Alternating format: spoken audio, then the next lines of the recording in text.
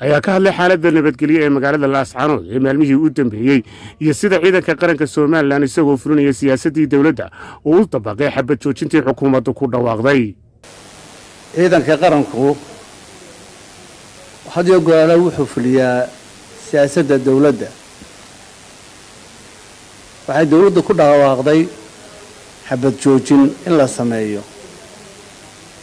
waxaan halkan ku fulinaynaa policy oo aan dawladda oo ah xabad joojintii.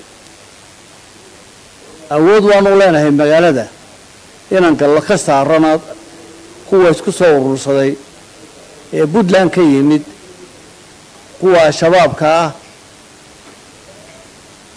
iyo kuwa argagixisada ku soo duulay ee kala duwan. laakiin waxaan u turanaa dadka shicibka ah dhibaatada soo gaadhaysa ayaan uga turanaa. dhacdana ciidamadu way ku teesan yihiin.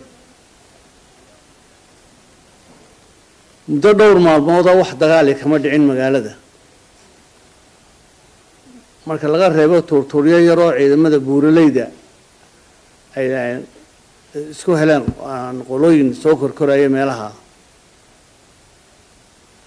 dagaalkii noogu dambeeyay 8 cisho ka hor buu dhacay. waxaanu ka dhacay galbeedka.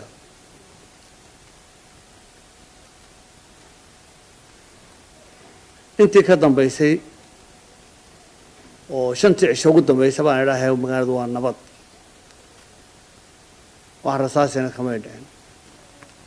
ciidamada Soomaaliland awood ay ku daafacaan way leeyihiin.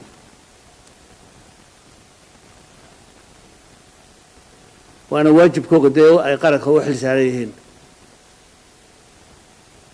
xooggeygii awooddeedana maanta waan leenahay. meel kasta ha la iska soo urursado.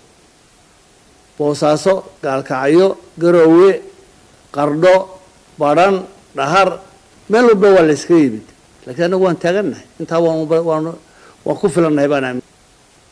qarankayagana waan u mahadnaqannaa iyo dadweynaha iyaga oo taakulaynta iyo gacantayna la garab taagan yihiin. gobolladoo dhani aad baan ugu mahadnaqannaa. geesta kale sarreeya Gaasnuux Ismaaciil Taani taliyaha ciidanka qaranka Soomaaliland waxa uu waxba kaba jiraan ku tilmaamay wararka been abuurka ah ee ay warbaahinta ku faafiyaan kooxaha huwanta ah ee qalaasaha dagaal ka wada magaalada Laascaanood. waxa la wax ka jira ma jiro. ciidanka indhiina ku soo aragteen ciidanku inuu meelaha uu joogo bari galbeed iyo waqooyiga indhiina ku soo aragteen waa nala joogtaan. waxa weyn waxay ka mid tahay propagandada. waxaan la yaabay dad badan oo dadkeena propagandada la faafiyo iska qaata garantii iska qaata. waxaan leeyahay qolada website-yada leh u jawaab nimanka beenta faafinaya kuwa dhigeedu baa tihiin. taliyaha ciidanka qaranku waxa uu ugu dambeyn fariin u diray dadweynaha gobolka Sool. dadweynaha reer Laascaanoodna waxaan leeyahay beentii la idin sheegay iyo barwaaqadii la idin sheegay ma taala hadda.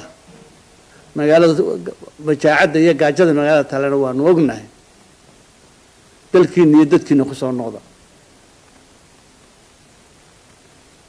walaalaha yaa tihiin waalid marin habaabiyey. wax badan baana maanta runta garanaya. ku soo noqda dalkiina iyo dadkiina. Cabdiqaadir Xuseen